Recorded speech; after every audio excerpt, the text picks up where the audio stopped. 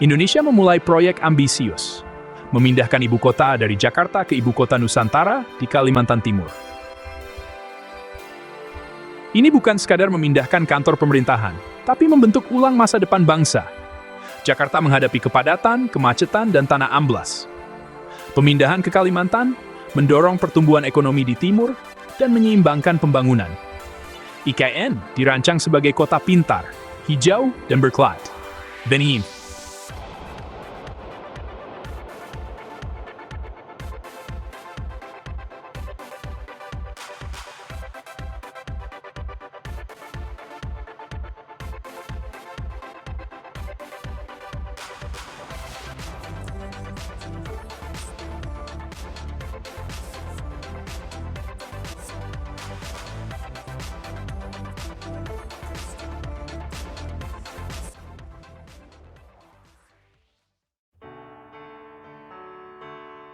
Pembangunan IKN dimulai di kawasan inti pusat pemerintahan, atau KIP.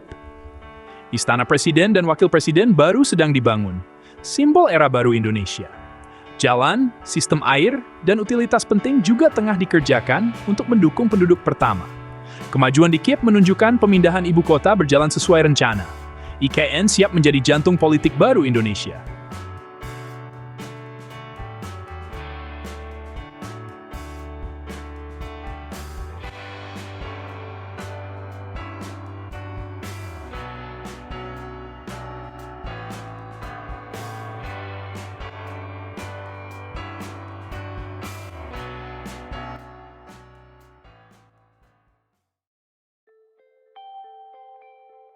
Setelah zona eksekutif berjalan, fase berikutnya harus membangun pusat legislatif dan yudikatif.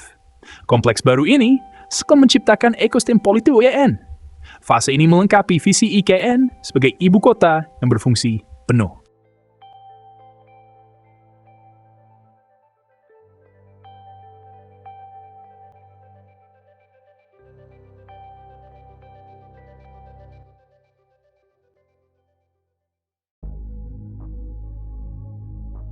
Membangun IKN membutuhkan komitmen finansial besar. Presiden Prabowo menyetujui tambahan 8,1 triliun rupiah untuk fasilitas penting, terutama zona legislatif dan yudikatif. Anggaran multitahun 48,8 triliun rupiah untuk 2025-2028 memastikan pendanaan stabil. Komitmen pemerintah jelas, IKN akan didanai, diselesaikan, dan siap untuk masa depan Indonesia.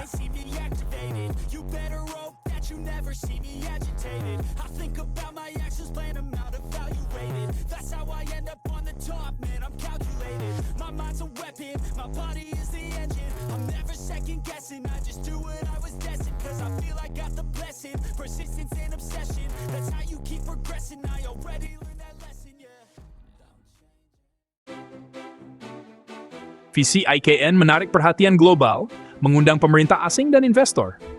Malaysia, khususnya Sarawak, ingin berkolaborasi di bidang transportasi. Pemimpin bisnis Tiongkok dari sektor teknologi dan manufaktur juga telah mengunjungi IKN. Kunjungan ini membuka pintu kemitraan strategis dan investasi. Kolaborasi global adalah kunci membangun ibu kota berkelas dunia.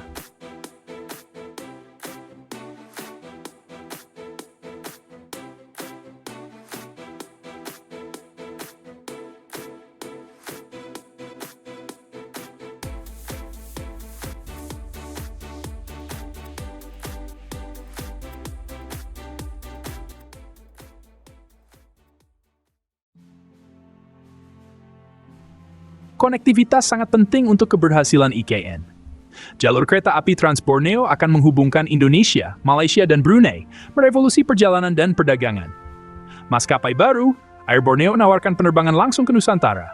IKN akan menjadi persimpangan baru bagi Asia Tenggara.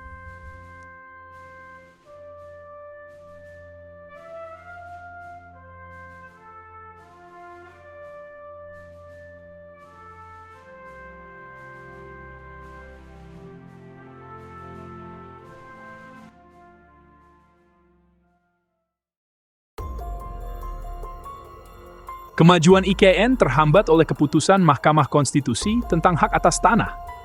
Pengadilan membatalkan ketentuan yang memberikan hak penggunaan tanah kepada investor hingga 190 tahun dengan alasan masalah konstitusional.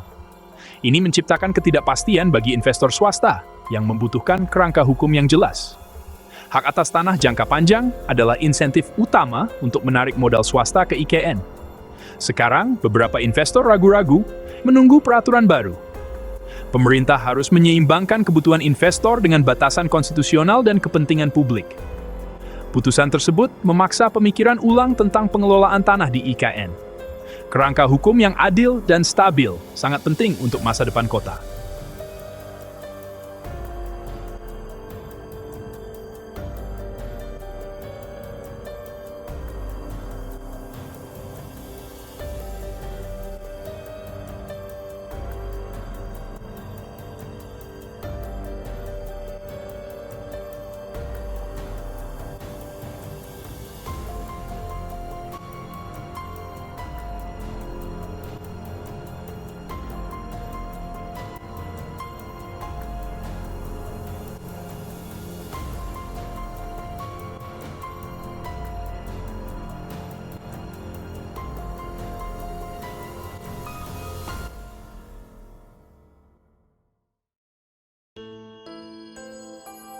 Pemerintah menanggapi dengan cepat keputusan pengadilan, meyakinkan investor dan publik.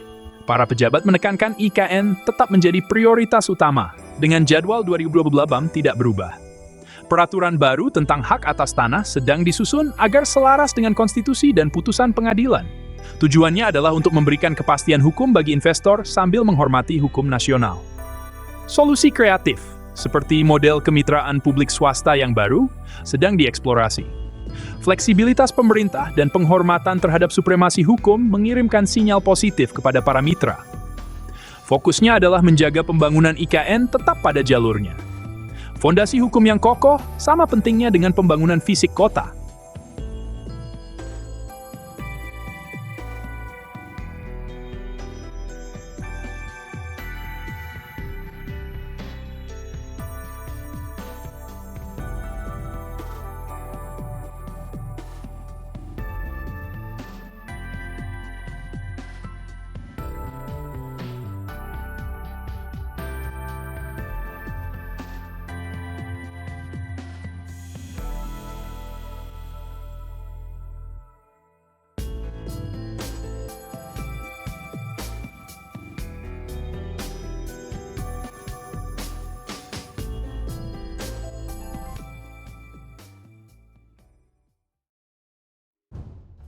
IKN bukan sekadar proyek konstruksi, ini simbol masa depan Indonesia. Pemindahan ibu kota menandakan komitmen pada kemajuan, kesetaraan, dan keberlanjutan. IKN menyebarkan peluang di luar Jawa, mendorong pertumbuhan di timur.